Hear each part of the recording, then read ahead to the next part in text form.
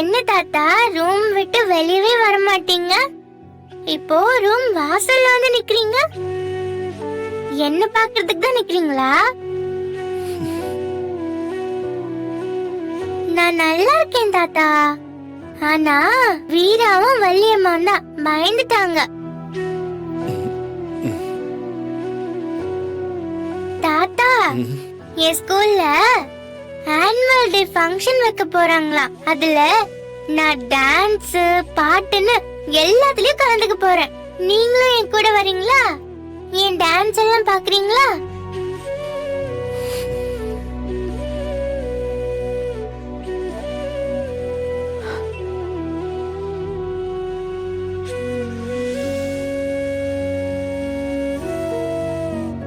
சரியான போர் தாத்தா நீங்க.